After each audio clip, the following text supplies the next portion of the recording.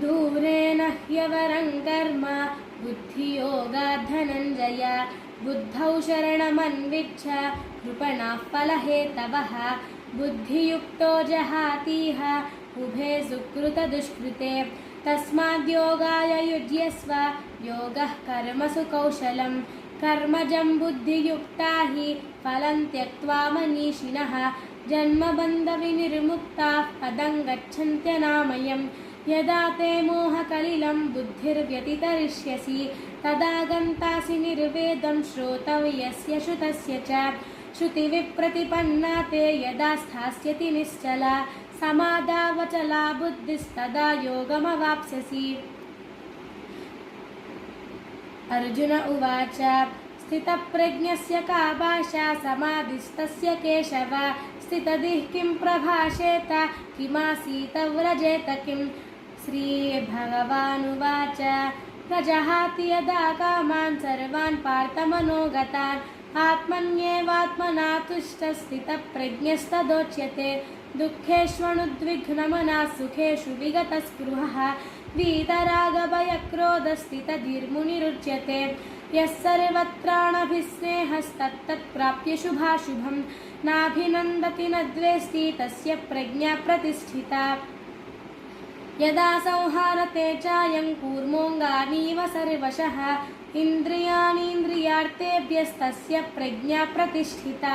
विषया विनिवर्तन्ते निराहारस्य देहिनः रसवर्जं रसोऽप्यस्य परं दृष्ट्वा निवर्तते यततो ह्यपि कौन्तेय पुरुषस्य विपश्चितः इन्द्रियाणि प्रमादीनि हरन्ति प्रसभं मनः तानि सर्वाणि संयम्य युक्त आसीत मत्परः वशे हि यस्येन्द्रियाणि तस्य प्रज्ञा प्रतिष्ठिता।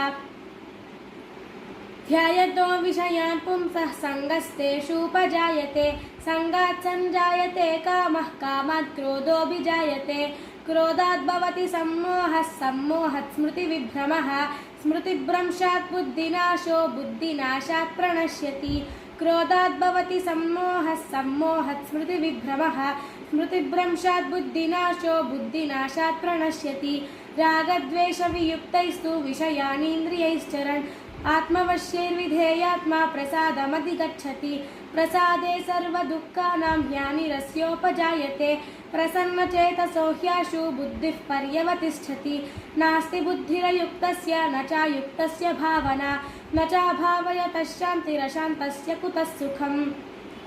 इन्द्रियाणां हि चरतां यन्मनोनुविधीयते तदस्य हरति प्रज्ञां वायुर्नाम विवाम्भसि तस्माद्यस्य महाबाहो निगृहीतानि सर्वशः इन्द्रियाणीन्द्रियार्थेभ्यस्तस्य प्रज्ञा प्रतिष्ठिता।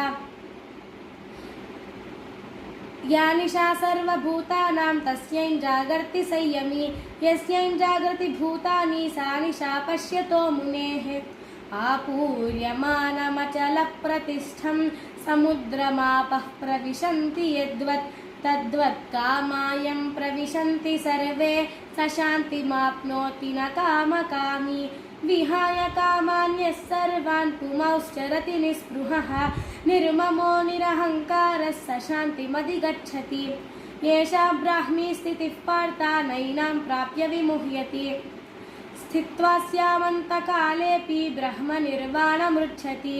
ओम तत्सदिति श्रीमद्भगवद्गीतासु उपनिषत्सु ब्रह्मविद्यायां योगशास्त्रे श्रीकृष्णार्जुनसंवादे सांख्ययोगो नाम द्वितीयोऽध्यायः। ओम श्रीकृष्णार्पणमस्तु। योगेशं सच्चिदानन्दं वासुदेवं व्रजप्रियं धर्मसंस्थापकं वीरं कृष्णं वन्दे जगद्गुरुं कृष्णं वन्दे जगद्गुरुं कृष्णं वन्दे जगद्गुरुम्।